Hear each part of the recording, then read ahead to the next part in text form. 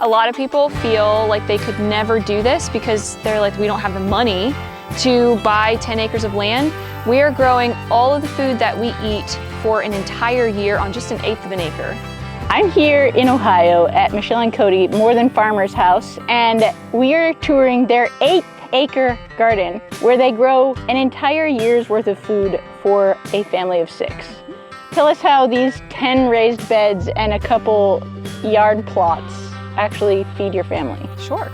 Right here we had carrots. We just dug like 120 pounds of carrots off of this piece. 120 pounds of carrots came from just this little strip right here? From like half of this garden right here. Amazing. So over here in this strip then, the other half of the garden, I grew onions, and those are already cured and stored down in our cold room. Yes. That's wild. Absolutely. We're gonna look at their storage system for their main crops in just a little while, so stay tuned, because that actually is the thing that made me find out about you, is wondering how the heck you kept up with it, first of all. Right. That you grew that much food on such a small area, but then most importantly, how you kept it from rotting, because like in 13 years of gardening, I found every wrong way to store carrots. Right. And potatoes and onions and all those things, so we'll talk about that. Yes. How many pounds of potatoes did you pick from this area? Like right 200 pounds of potatoes from here. So from starting right here, this little all the way horseshoe. over and then around there. Okay,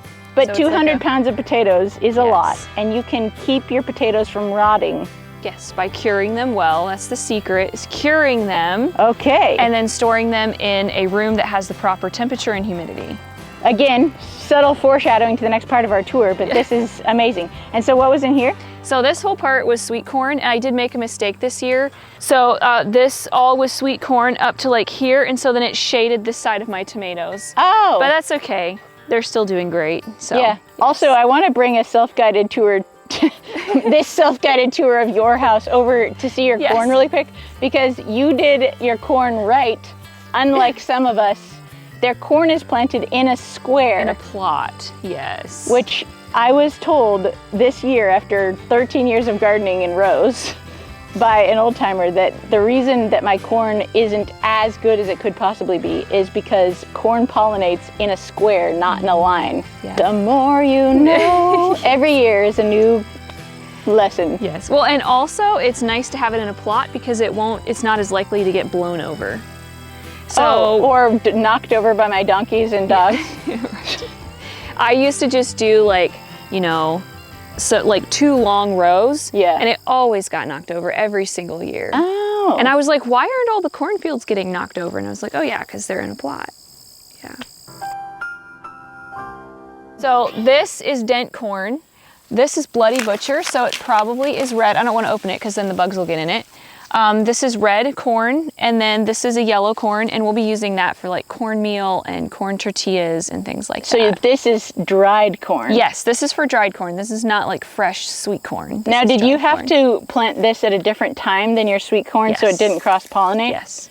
We just like figured it out with the like how many days to maturity and like when it's supposed to tassel, which it complicates everything because we have then cornfields all around us with genetically modified corn. And so we just do our best. So this bare plot of ground here, just last week we pulled all the dried beans. Actually, you can see some of them. Oh yeah, no, totally. So we do lots of dried beans because this is another thing that's very nutritious, lots of protein, very filling, and you don't have to preserve or can it. You can just like leave it till it's dry. I can show you, we haven't even shelled these yet, they're down in our basement. And you can just store them in food grade buckets. It's like a really good self-sufficiency food because it will store for years. I love that. Probably the first thing I learned from you that was interesting was how you get the shells off of beans. Oh, yeah. Because I used to sit and like pull them off again, didn't grow up on a farm. Right. I was like, this is so inefficient. So how do you take the shells off of your beans? We dump all of these pods into pillowcases, and we have the kids whack the pillowcases against the porch. And once they're done whacking, all of the beans will be in the bottom of the pillowcase, and you can just dump all the shells off the top and you're good to go. That takes minutes. The hours I could have saved. But also, I mean, this is just yet another thing that makes it actually realistic. Like, this is a good protein source. Right. You know, do you have to soak these overnight before you cook them? Like, I always do, just Yeah. for digestibility. So I'll soak them overnight in water and vinegar, and then I'll just cook them up on the stove or in the Instant Pot, and you have a very nutritious meal. And I will add these to meat to like stretch the meat for a family of 6. Love it. So, yep. That's so cool. All right, so this is the part of my garden that's actually still alive. So I have 1, 2, 3, 4 beds in sweet potatoes. So sweet potatoes are another one of our like major staple crops that we live off of. People ask us, oh, don't you get so sick of white potatoes and sweet potatoes and carrots and onions and squash? And I'm like, every meal has a carb for a base. Yeah. And you can make just sweet potatoes and white potatoes into like dozens of different dishes. Totally. Well, And today at lunch, you served, like we had basically like taco salad, and instead of having rice as the base, we had the potato as the base. But also, I love that you have your sweet potatoes in raised beds. Yes. Can you tell me why? So we were having major issues with fungus on our sweet potatoes, and our soil just, I mean, the same soil that grows great white potatoes just was not growing great sweet potatoes. Yeah. And so we decided to try them in raised beds, and they've done so much better for us. They don't have the fungus. My theory, I'm curious to hear what yours is. My theory is that they just drain so much better, and so they don't have the same fungus. So I don't know. With that, I mean, sweet potatoes do like drainage a lot. They like to have dry feet, not wet feet. Yes. Also, sweet potatoes, they're kind of princesses. They like to be treated nice. They do. They're high maintenance. Yeah. These are my basil bushes, and I just got done like yesterday or a couple days ago chopping these way down.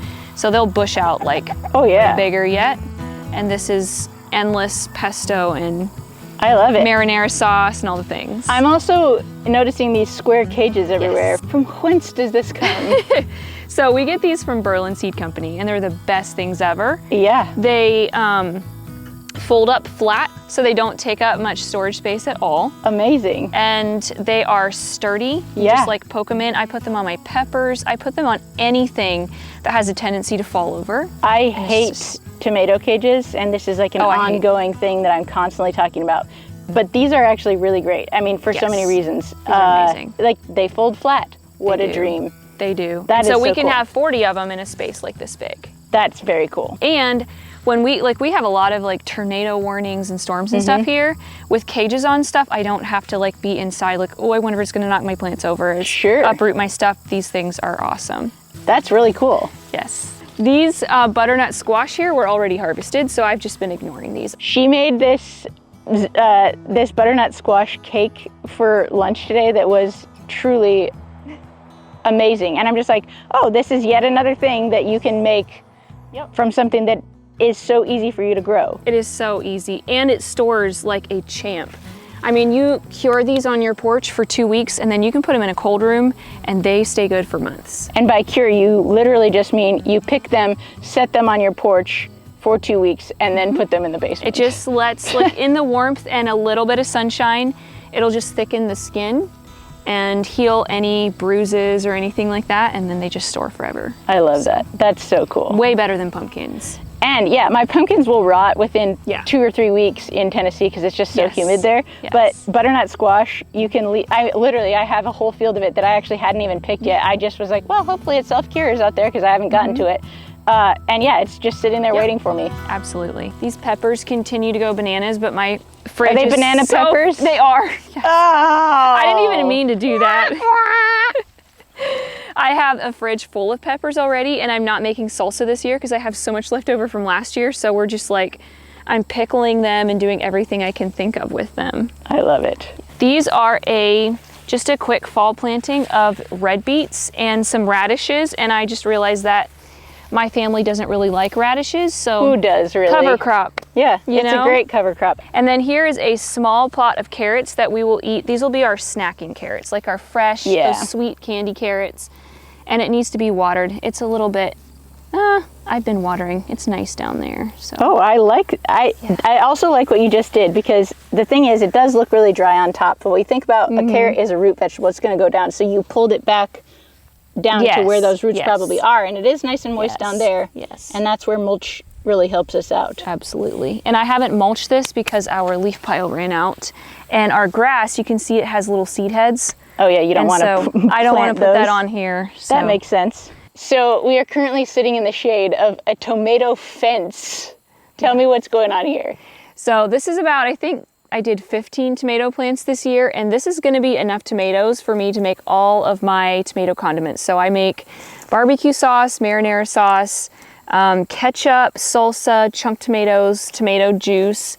Tomato products are super easy to can, and also Cody has issues with heartburn with store-bought stuff. I'm not sure, but I think it might be the citric acid in them. Oh. And so I do all of our tomato products, and I prefer to take super good care of 15 tomato plants rather than have like 200 like some homesteaders do. So my tomato plants in Ohio, like everything's really wet, and so blight is a major issue. Yeah. And so I keep everything up off the ground. You can tell like the stems are bare. Yep. I keep all the leaves off the ground, and I haven't actually been spraying them. I have an organic fungicide that I use once a week with a dash of dish soap and a dash of liquid seaweed.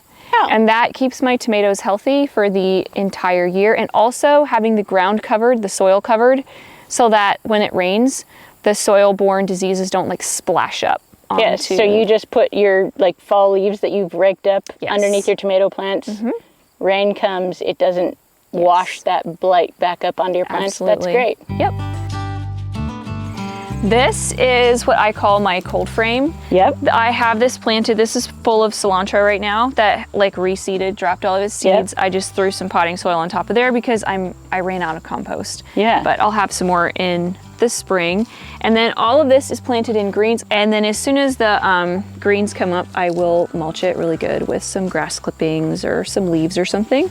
And then as soon as it starts getting cold, like as soon as the temperatures dip into like the freezing range, I cover it with windows. I have the windows over there. I love that. And then I have greens until December. That's amazing. And so you're using the sun's like reflection off of the house and the heat from the house. So this is like super warm when the sun is shining on it, and it just like heats this up perfectly and keeps the greens from freezing. That's really brilliant, because all it is, as everyone can see here, is just cinder blocks. Yes.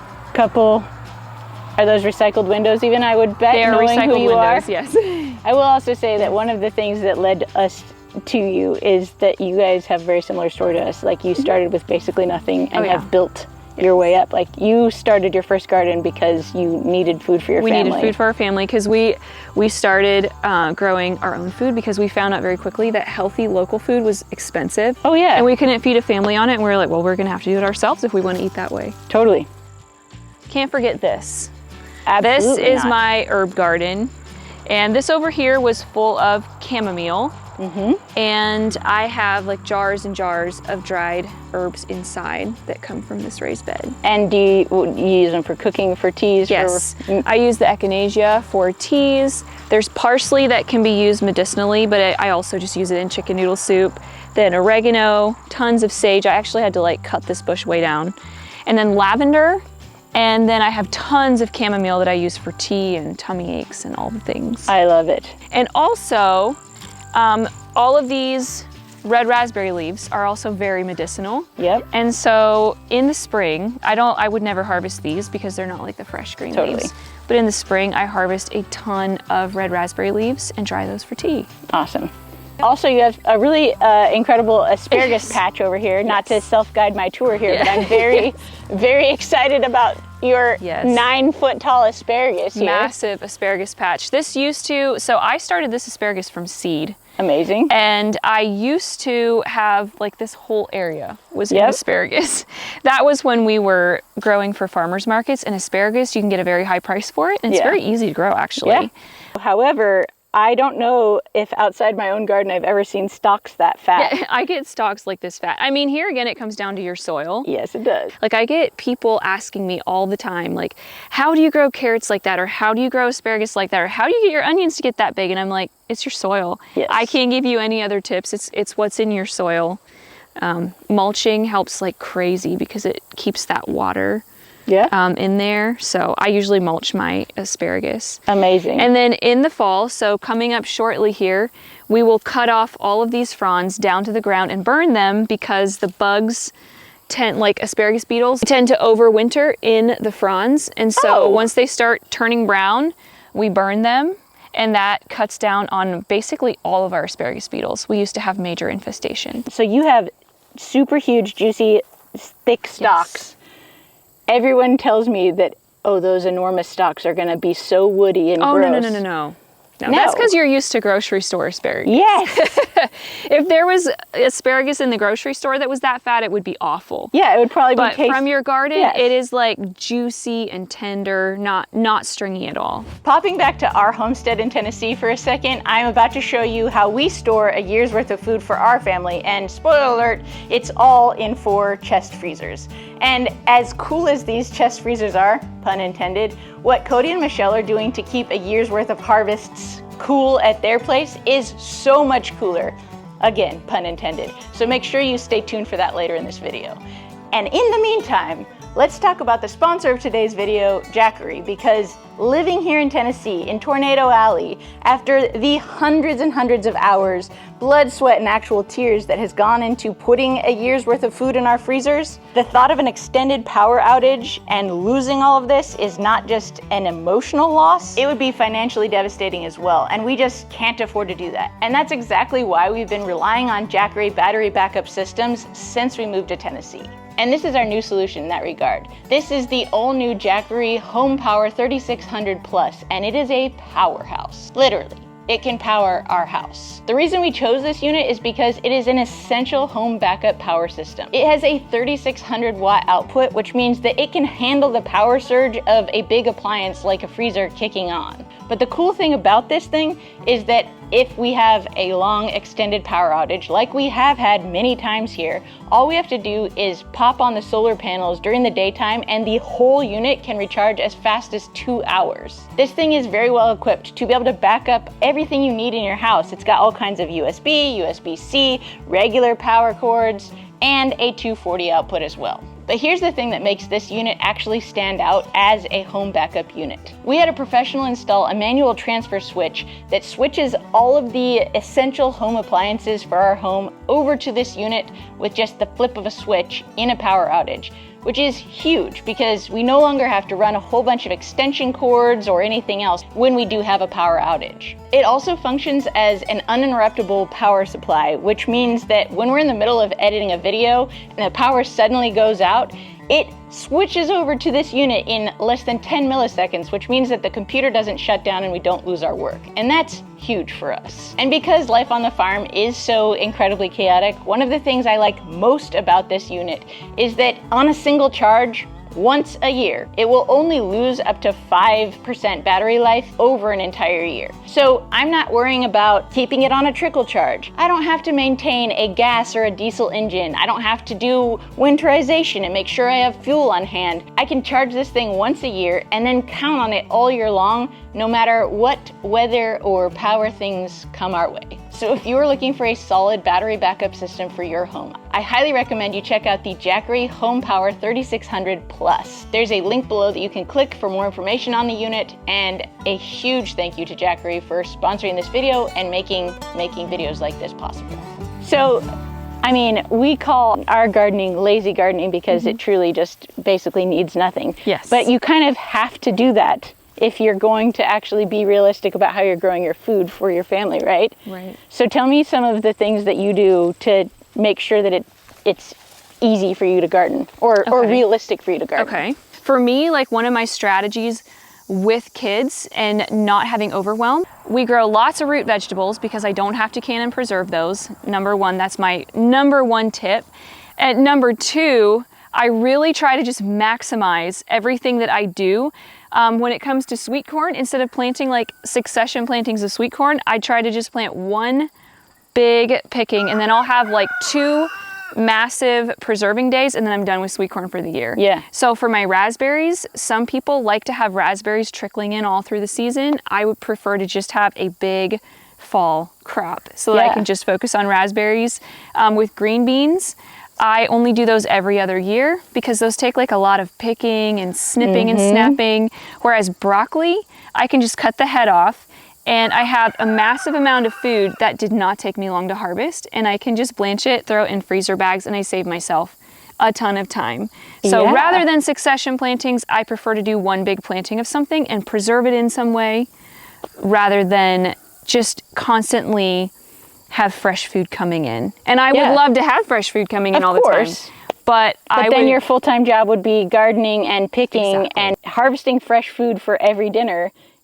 Takes a lot of time. It does take a lot of time. Like in the winter, my meal prep is actually easier because I just bring up all of the veggies that I need for the week from the root cellar and I peel them. I don't cook them. Peel them, kind of plan like these rough meals, put them in Ziploc bags, and I have my food for the week and I don't have to think through meals. But in the summertime, I'm, you know, like, okay, we'll have zucchini fritters tonight, or we'll have fresh green beans or fresh tomatoes, like a salsa or something. And so like meals actually take a lot longer in the summertime when I have all the fresh food coming in. Yeah, so that's wild. So in the winter when it's like school nights and all of these other things, it's actually easier to meal time. It's actually much easier, yes. And another thing that I do for homeschooling moms is I only homeschool when I'm not gardening. I try not to split my focus because I get really overwhelmed with that. So I quit homeschooling in May, and then I wait to start homeschooling until October. So most moms have already started school for the year, and I'm like, nope, not until gardening is completely done. I'm hearing a common theme that I actually think is probably very important for people who watch my channel. It's a lot of everything all at once, all the time. Yes. And I would be the first to tell you that that is the least effective or efficient way to do anything, because splitting your focus is going to mean you're splitting your time and your energy and everything else. Multitasking is a myth. I've already learned so much from you just in, hey, we could do all of this one time. Yes. And actually, if we know how to put it away right, subtle foreshadowing, then we never have to think about it again. Yes. So cool. Yes.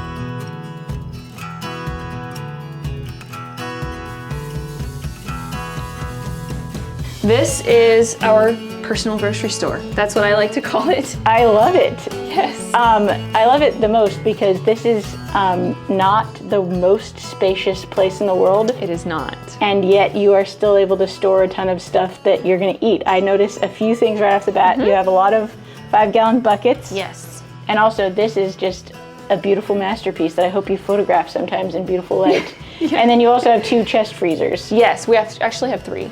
So there's 1, 2, and then there's another one around the corner. Amazing. Yes. Great. So tell me what we've got going on. Perfect. So this is my canning shelf, and this is still definitely not full.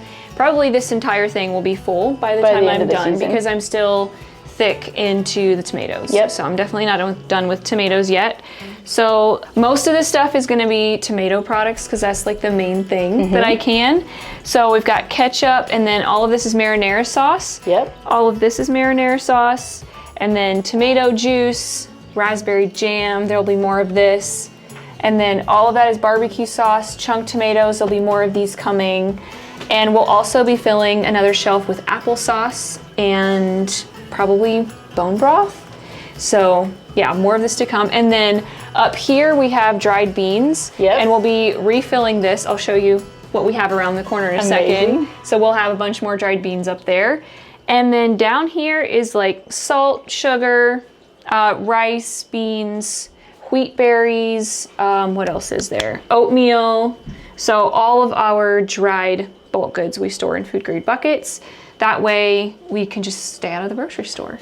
Amazing. And do you like order that stuff in bulk? Like the stuff that you don't grow, which is probably not a lot, but you order it in bulk. Do you get it from like Azure or something Azure like Standard is my go-to for most things. I do get some sugar other places. Like I have my weird little preferences and stuff, but most of it is from Azure Standard. What I love the most about this is I always say like, I wish I could time travel because, you know, the wild, wild west was an interesting thing, thinking about getting all of your stuff from a mercantile and then getting everything else from your neighbors. And like, that's your only option is maybe you get your flour and your sugar, but you guys are actually doing that like for real here. So we've got like, do you ever, I mean, I'm guessing that you probably don't have to deal with mice. No, this whole basement is concrete. So people ask us, what about mice? And I'm like, it's just naturally rodent proof. Well, plus you don't have anything sitting around. No. Well, in the cold room we do, but we've never had a single problem with rodents or bugs or anything. That's incredible. What is a cold room? Because right here, this is just like your run-of-the-mill basement below your house. What's a cold room? So basically, oh, Cody, you need to explain this one. I'll get behind the camera, you explain it. So traditionally, a lot of people longer ago would have used a root cellar. A root cellar, you would just dig into the ground and you're using the earth's natural temperature, which is usually around 50 degrees. Yep. And it'll stay about that if you have all 4 walls and like buried in dirt, if you have it all in the dirt like that. 18 inches below the ground surface, most places, is the same temperature all year long, no matter if there's snow on the ground or sun in the sky. A wild thing. Right. So, but we didn't have the money or the equipment to dig a root cellar, but we had a basement. So what we did is we walled off part of our basement so that 2 of the walls in our cold cellar are touching the earth. They're in the ground. And then the other 2 walls I just built and super insulated. So we actually talked about this in one of our recent videos, and I went into some detail about how I did it and everything. So make sure to check out More Than Farmers to find out more information about how you, fellow basement owner, can create your very own cold room / root cellar without an excavator. Right. Bum bum. It can be a very simple process. So like I said, I just built 2 walls against 2 basement walls, super insulated them. And then one key thing for anybody to remember, you have to have good ventilation in there. The vegetables that are in there, as they're starting to rot and things, they will give off gases that if there's no ventilation, they will actually kill you. So you need to have plenty of ventilation, and it needs to be really insulated. One thing you can do if you want to actually make it colder, ours, we actually struggle a little bit with having it cold enough to keep some of our crops for as long as we'd like to. But if you want to do it colder, you can get something called a CoolBot that you hook up to an air conditioner, and you can actually turn it into like a refrigerator room. Yeah. That's not something we've done. It's worked for us. It keeps a lot of our crops for long enough, but it could be even better if we did something like that. Cool. So should we go take a peek? This is the cold room. Amazing. Yes, so these are our beautiful shelves that Cody put in. I love it. And these are my potatoes that are curing right now. Okay. Curing is a huge part in having your vegetables actually last. So this is fewer potatoes than we had last year. Unfortunately, we had double this last year, but this will get us through. Yeah. It will be enough. So once these potatoes are cured, we'll just pop them in these crates, and we're actually gonna be moving all of our potatoes, including the sweet potatoes when those come in, over to the other side. There's a door in between because you don't wanna have like onions and potatoes in the same room. This is actually a big aha moment for me. I thought because we were in Tennessee that, you know, we have these like little wood boxes in our pantry that we have the onions and the potatoes. And I thought that because of our humidity, our onions and our potatoes were going bad so fast. Turns out, onions and potatoes make each other go bad faster. Now, this is actually a question I have because I saw a reel about this on your Instagram account. Like, is there a reason there needs to be this much space in your shelves? Like, do they need this much space to be able to cure? What if you were to have like much shorter shelves and 10 times the potatoes? That would be totally fine as long as they're in a single layer to cure. Like, you don't want them like on top of each other. Yeah, you don't want to bring your whole wheelbarrow of potatoes in and dump directly from the dirt and then put them in a box and think that they're going to last for very long, because that's a great way to spoil them real quick. Yes, exactly. And then over here, I will fill all these shelves with our butternut squash. Then the onions will go along here. And then back here in the back, should we come back in here? Squish Cody back in here. We've got all of our onions. Oh yeah, look. That are already cured. Roughly in numbers, how many onions are we looking at right here? Oh, probably around 150 to 200, I'm guessing. So an onion a day keeps something away. Amazing. Yep. And so this little room here is literally just like studs, insulation, and it's a wall of your basement. I think that the most important thing for us to talk about is that how small this is. I mean, it is very small. One thing that I really want to emphasize is that our house may appear bigger, like through a camera lens, but in real life it's like 1,300 square feet. We have a very small basement. This is a very tiny space. I don't know if you can see how crowded we are in here, but this is enough space for us to grow and store enough food for a family of 6 for the entire year. So you don't need a massive amount of space. Yeah, you don't need a huge piece of property. You don't need to have the massive house. You don't need to have all of those things. In fact, I having gone from a much smaller thing to a much larger thing, am constantly like, I am so grateful for what we have, but also many times find myself longing for the days when I had a whole lot less stuff to take care of because that left more time for some of the other stuff. All right, so from this tiny space to that, what is this moldy pile here? So these are all of my dried beans, and we like to just pull them off the stems and let them dry out completely because some of them aren't as, like you can see there's still some green leaves in there. Yeah. I just like for everything to dry out so that they'll for sure come out of the pods when we whack them with a pillowcase. Well, and also I'd imagine that if they're still a little moist when you put them in the jars, they would then be in danger of molding. Yes. So actually after we shell all these beans, we even lay just the beans out on window screens for a week or so just to make sure that they're completely dry. They're dry when you can poke your fingernail into them and they don't dent, which these feel very dry. That's cool. So if it doesn't, this still leaves a little dent, so they're not perfectly dry. Amazing. Yes, this is navy, kidney, which is the red ones, and then tiger's eye, which is those beautiful. Yeah. Yep. So cool. Also, growing up, I was like, true security is like in what you have around you. My biggest bragging point at our house has nothing to do with anything except what's in our 3 chest freezers. Yes. We have a beef, a pork, and a chicken. Yes. And you, I see, are a fellow freezer lover, so can we? Absolutely. Can I look in your freezer? Absolutely. What do we have here? This is our beef freezer. Excellent. So we've got, actually there's some chicken over there. There's steaks, roasts, there is suet for tallow, there's a whole bunch of hamburger. Perfect. Just a bunch of random things in here. What? So you don't have to show the Simple Truth pizza. Well, and here's the thing. Actually, I love real life. We're not going to pretend that we don't sometimes need to have something to toss in the oven. Like, absolutely. I shamelessly, like, it's like when we're on the homestead, we eat what's on the homestead. When we are at home, here, I'll close this. I don't want you getting freezer burn on those beautiful steaks. But when we're off the homestead, like, I am not too good to eat at Taco Bell if I need to. Like, it's everything in moderation, at least for me, that keeps me both sane and also, I think, the stress of trying to be perfect and do things perfectly is far more damaging. Again, in my own personal opinion. I've been known to, like on a big canning day, I'll bust out the hot dogs because, you know, in order to eat really good all winter, it's okay to have a sacrifice during the week. Yep, absolutely.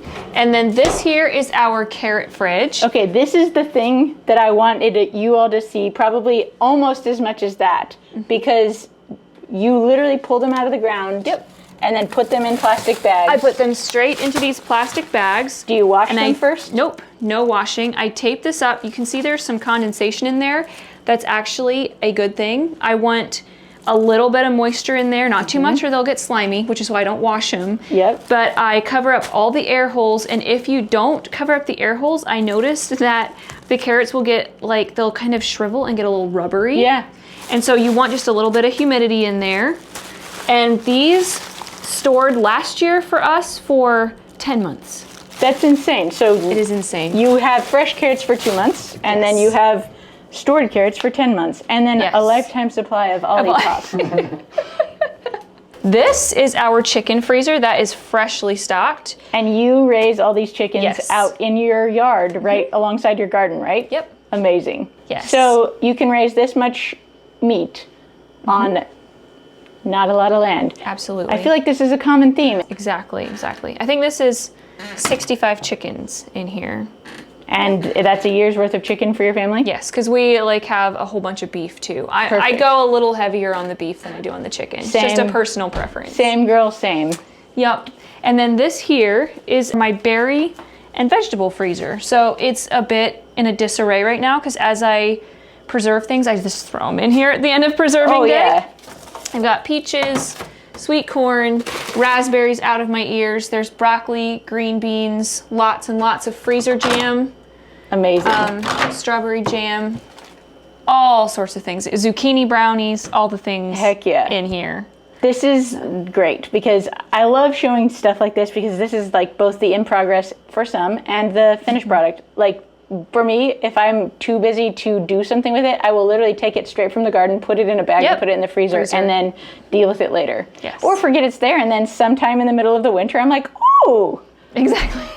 Look what we have here. Also, since we're here, everywhere I look, there's something that you're doing in the thriftiest and best way possible. Are these window screens you got from your old job? Yep. I dried quarts and quarts of herbs on this drying rack this year. So no fancy dehydrator? Nope, I don't have a freeze dryer. I don't have a dehydrator. I don't have any of that. I just prefer simplicity. Yeah. No heat is going into this. This basil has been here for like maybe a week now, and it's already getting crispy. Amazing. And then I just throw it in the blender and I'm good to go. And then you've got soaps down here. Yes. This is what we use for bathing. This is what we use for washing dishes. This is what I use for mopping floors. It's made out of tallow from our beef cows. That's so awesome. And I would imagine, like, kind of a common theme that I've learned from you as we've talked about all this stuff is that you do this in batches. I made maybe 4 batches. And I'm about ready to make more just because it's so much fun. I just like to do it, you know? It is fun. Well, I mean, yours are really pretty and cool too, so that's that. I genuinely feel like I could give myself a self-guided tour of things all over your life for the rest of forever, but we actually have to go back to Nashville. So thank you so much for having us. Everyone, make sure you go check out More Than Farmers on YouTube. You can learn so much about what to actually do with your stuff once you get it in from the garden and growing and everything between. Thank you. We'll see you there. See you there.